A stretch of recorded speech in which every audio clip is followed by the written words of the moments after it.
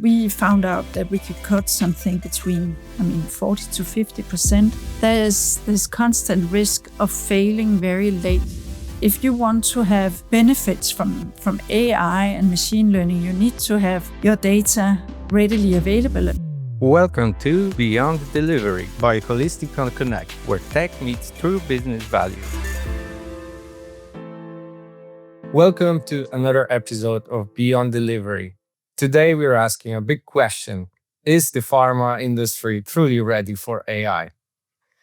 To help us navigate this landscape, I'm joined by Annette Østergaard, an experienced leader in clinical development and digital innovation. Annette has spent her career driving global clinical trials operations, digital transformation across the life sciences sector. She brings a rare combination of scientific expertise, leadership experience, and hands-on understanding of the realities of clinical R&D. Together, we will explore what AI can really solve, what stands in its way, and whether pharma is prepared for this next era of development. Hello, Annette. Thank you so much for joining me today. Hello, Sebastian, and thank you very much for inviting me to have a talk about what is happening with AI in pharma these days. I'm looking forward for our conversation. Thanks so much again. It's an honor to have you here. Let's start very broad. Is pharma ready for AI? Pharma is indeed ready for AI, and we will see a lot of things ongoing the next couple of years for sure. Okay, that's good to hear. It's used that AI is pretty much everywhere these days. And from your perspective, what are the most meaningful benefits AI can bring to clinical trials and pharma in general? Pharma in general has had these notorious challenges because in pharma it takes a long time to develop products. There's a long way from early discovery to early development to doing clinical trials, which can take years. And before you get everything ready to do submissions to the authorities and have your product in the market, we know this is something that have taken between 8 to 15 years, more closely to 15 years than to 8 years. So it's something that has taken a long time. It is very expensive, and there is this constant risk of failing very late in development, and especially clinical trials.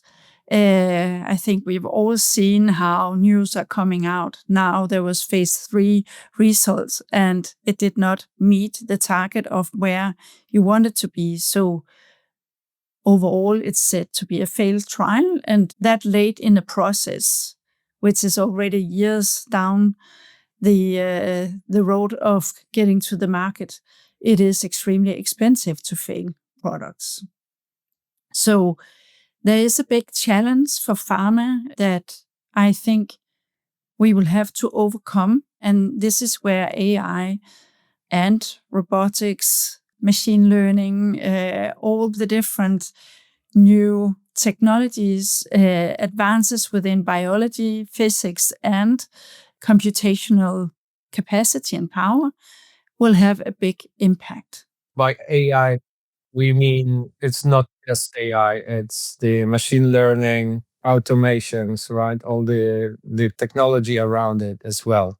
Yeah, so that's quite an interesting perspective. And because you did mention some of the challenges that come around it as well. And perhaps you could elaborate a little bit on that. What are the key challenges that you see in the implementation of AI? I would primarily speak about my own area, which is clinical development and running clinical trials. With AI, you need very good data that is available and structured and so on. But also when it comes to clinical trials, we need to be very clear on regulations and ethics and legal requirements within handling of data. So, of course, all the privacy, the GDPR and the likes also outside of Europe has an impact on how structured you need to be around where to use data and how to apply it also outside the specific consent you have for a specific trial. But I do think that's something that we can come around, but that's one thing we have to be aware of that may be different from other data that can be used for AI. So there's the data privacy, there's the regulations, there's of course the notorious bias that you can have in any algorithm. So you have to be aware of that.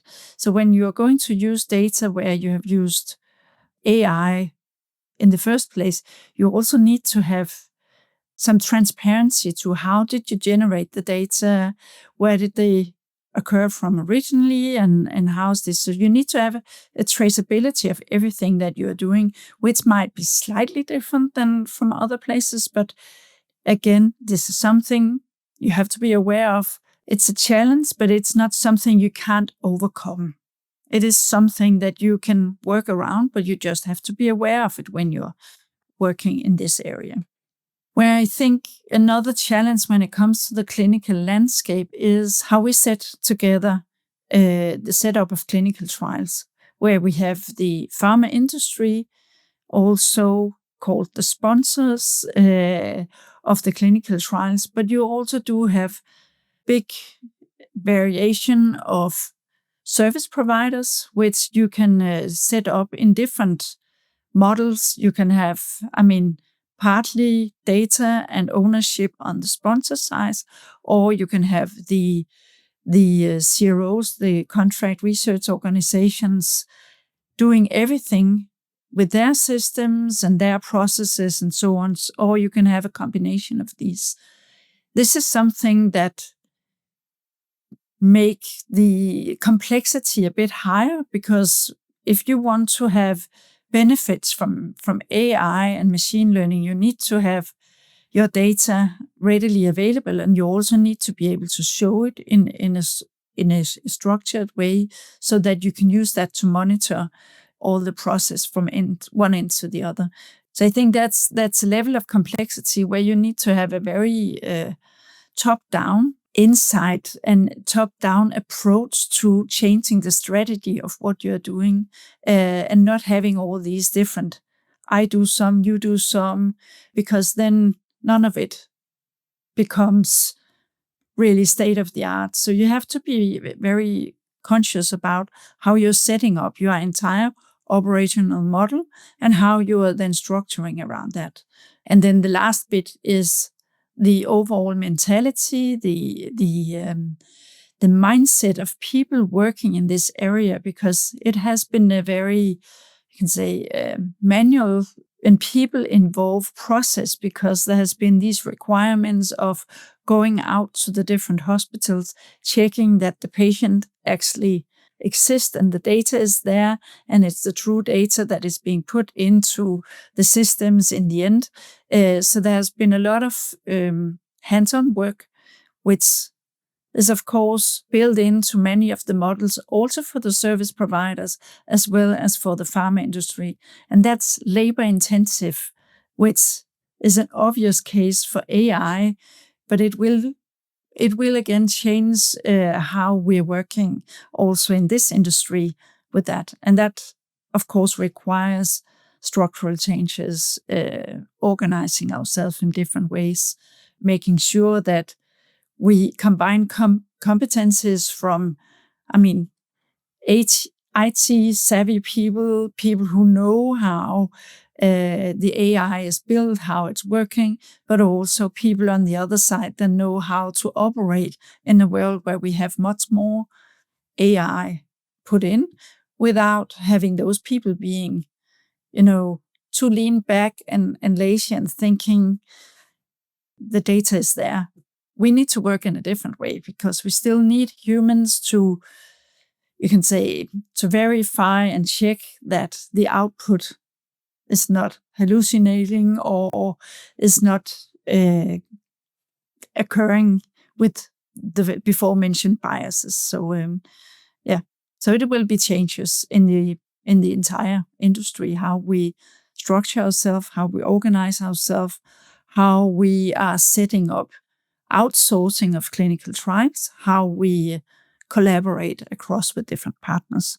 So looking ahead, you've mentioned multiple challenges and benefits that go with the implementation of AI. Some of these are data quality, regulation, cultural readiness. If you could fix one of those challenges or barriers, which one would it be and why?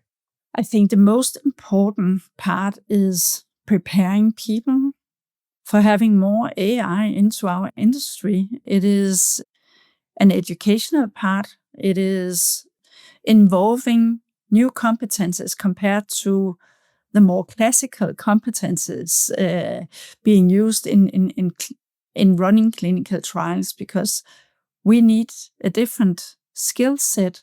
We need new ways of thinking, and we need to have an end-to-end focus, because in my, past positions, I get approached, several times a day by different providers who have a new idea of this bits and parts where they found the solution. And I'm sure they found the solution for that part. But on my side, being a senior person in an organization where I need to match it up with what else we have and make sure that all these different systems and offerings actually link together. So we need to have an end-to-end focus on processes, systems, tools, and capabilities that can come in and actually help us expediting things.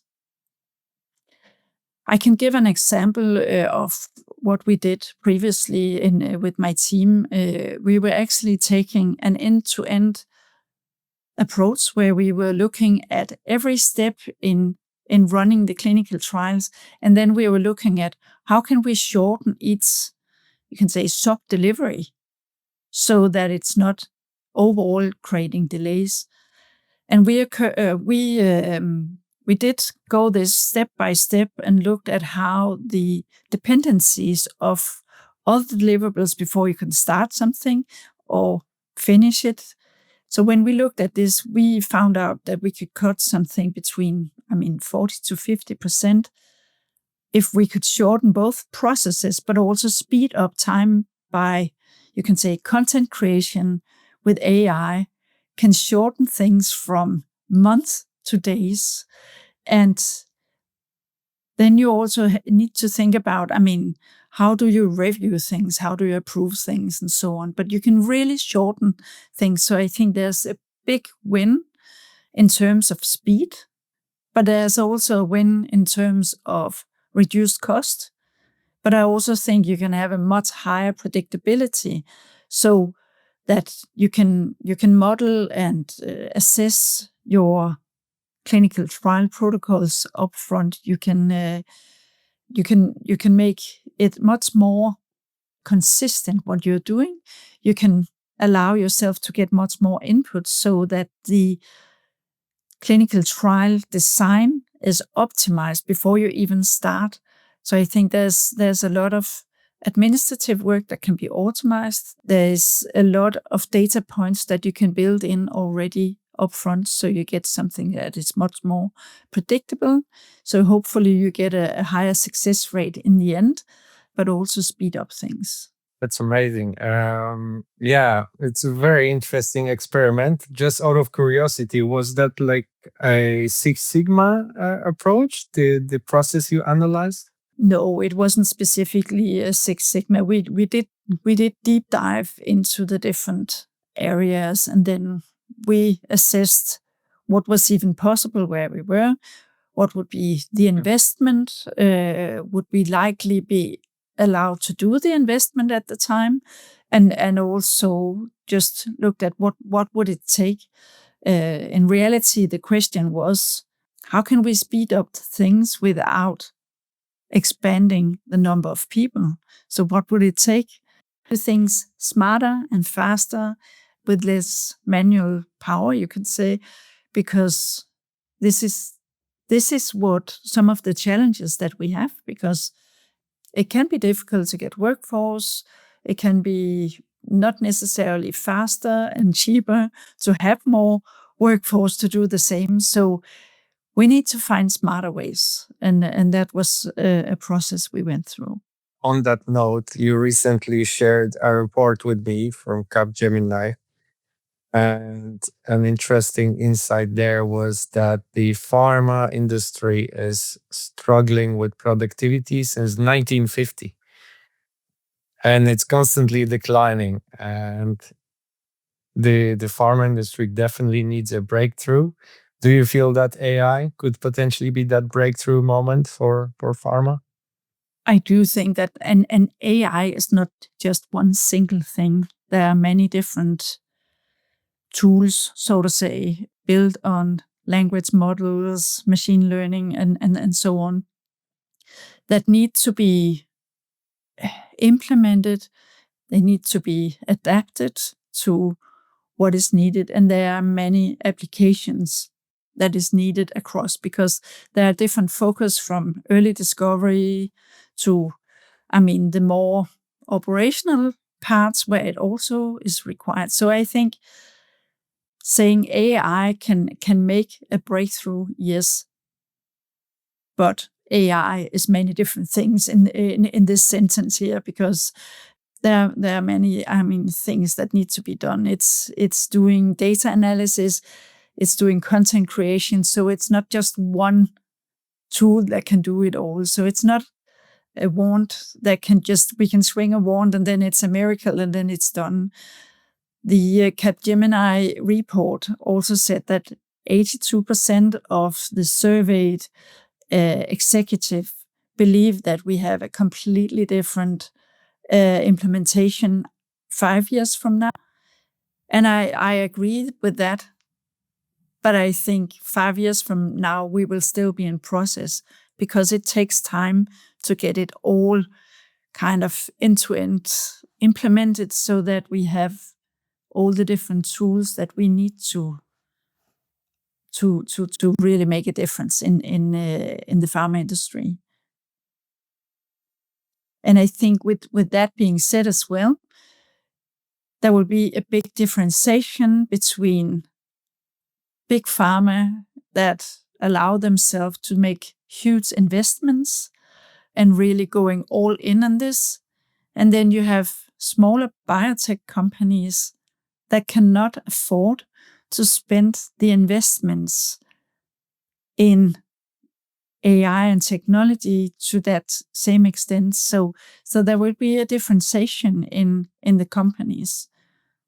I just read Eli Lilly and Nvidia has entered a big agreement in $1 billion here in the beginning of 2026 to really, really build a new, you can say, lab for having full-on focus on getting AI into their discovery, development, and what they need.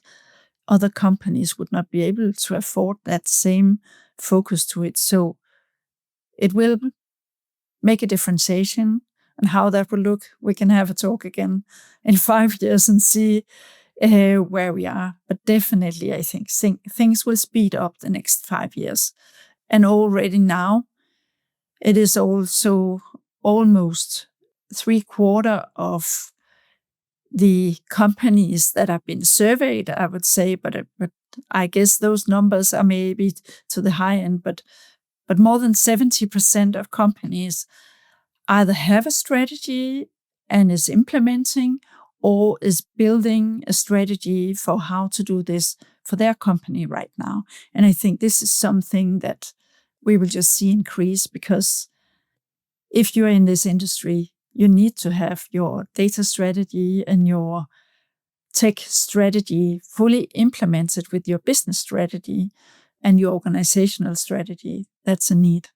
Yes, exactly. Coming back to the NVIDIA report, last year, life sciences companies 63% of them were actively using AI, whereas in this year, this number grew to 70%. So it's gradually going up and up. So it's quite interesting the direction that we're going to. Annette, thank you so much for your insights. Last question, if you could briefly sum up key takeaways from today, so the benefits and the challenges of implementing AI within the pharma industry or sector, I'd be most grateful. Thank you. Thank you. Summarizing, the key benefits are increased speed, increased quality, and the data predictability. Using the data to really predict things so that you get a better idea of the outcome already upfront. And then the fourth benefit in my mind is reducing the cost. And that's bound up to both the, increased speed, less resources, but also if you have less failed projects, you also do save costs. So that's really where I see the key benefits are. And the challenges, if you could maybe give a brief overview. The challenges is the investments that need to be made. So it's both in terms of the big investments in developing technology, but it's also the investment it takes to get people educated, re-educated, and transforming the mindset and the culture in an organization that require investment for many companies. Of course, we do have some of these regulatory and legal and ethical considerations, but I think those are things that need to be overcome by having awareness of how the regulations are. And lastly, we of course also need to overcome the challenge of the built-in biases that can be in some of the algorithm and so on. But this is something we need to constantly verify and validate and ensure that we have the right traceability of what the different models and technology and tools are doing. So I think there's a lot of work ahead of us. We can't just lean back and say, oh yeah, let's see what happened in 5 years. No. Now is where things are moving for sure. And that's also what you can see in any reports coming out right now, surveying people from the industry and so on.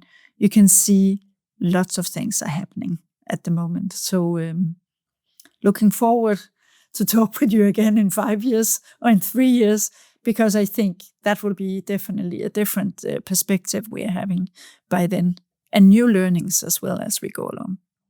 So thank you very much for inviting me to this talk. I think it has been interesting to just look a bit into the key benefits and challenges. And for sure, this is a continuous process. That's a wrap for today's episode of Beyond Delivery. A huge thank you to Annette Østergaard for sharing her expertise and for giving us a clear and honest look at where pharma stands on its journey toward AI-driven clinical development. If there is one takeaway, it is that AI has an enormous potential, but the readiness is not just about technology. It's about data, people, collaboration, and the willingness to rethink how the trials run. Thank you for listening, and join us the next time as we continue exploring how technology is reshaping the future of life sciences. Thanks so much. Thanks for listening. What's one thing from the episode that made you think? Let us know in the comments and subscribe to the show. It really helps more people discover it. See you next time.